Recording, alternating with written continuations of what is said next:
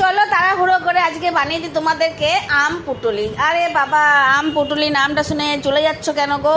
দেখে নাও একবার আমার ভিডিওটা, তাহলে সাবস্ক্রাইব করতে কিন্তু একদম ভুলবে না মাই চটজলদি রান্নাঘরকে। তাহলে দেখে নাও আমি কি করেছিলাম। তো আম পুটুলি যখন বলছি তাহলে তো আমেরই জিনিস থাকা উচিত, তাই না বলো? সেই জন্য ল্যাংড়া আমকে কেটে পরে মিক্সিতে ভালো করে মানে পেস্ট বানিয়ে নিলাম। দিয়ে সেই পেস্ট দিয়ে খানিকটা ময়দাটা আমি মেখে নিয়েছিলাম। ময়দাটা মাখার পর তোমার রেখে দিয়েছিলাম খানিকক্ষণের জন্য। তারপরে ওইটাকে বেলে পরে লেচি কেটে বেলে নিলাম। বেলে পরে দেখলাম যে না, লুচির মতন করতে পারছি না, একদম গোল গোল। তাই গ্লাসে ধপাধপ মেরে পরে গ্লাস দিয়ে তোমার লুচির মতন আকার করে কেটে নিলাম। আর ভেতরে ঢুকিয়ে দিলাম কিছু ল্যাংড়া আমের কুচি।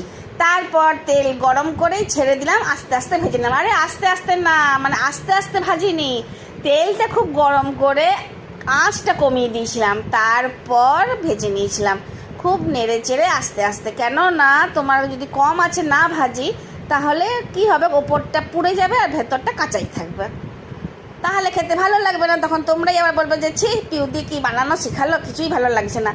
তো না, দারুণ খেতে হয়েছে বাবু, তোমরা দেখেই নাও। দিদিলে তো তোমাদেরকে দেখাচ্ছে যে ভেতর থেকে কেমন আমের টুকরোগুলো উকি উকি মেরে দেখছে আমাদেরকে। খেতেও খুব সুন্দর লাগলো। আর আম দিয়ে মাখা ছিল ময়দাটা বলে সেখানেও একটা টেস্ট পাওয়া গেছে।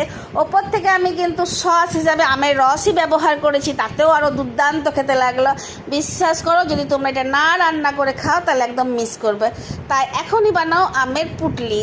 আর তোমার যদি ভালো না লাগে তাহলে এটা আমি তো গ্যারেন্টি দিয়ে বলতে পারি যে তোমার বাচ্চার অবশ্যই ভালো লাগবে। আমের এই মিষ্টি স্বাদ, ধরো ফুটি কি খাচ্ছে না, স্লাইস কি খাচ্ছে না, তাহলে এটা কেন খাবে না, এটাও খেতে হবে। তাই চট করে বানাও আমের পুটলি। আর অবশ্যই আমাকে ভালো লাগলে একটা লাইক শেয়ার কমেন্ট করে দিও।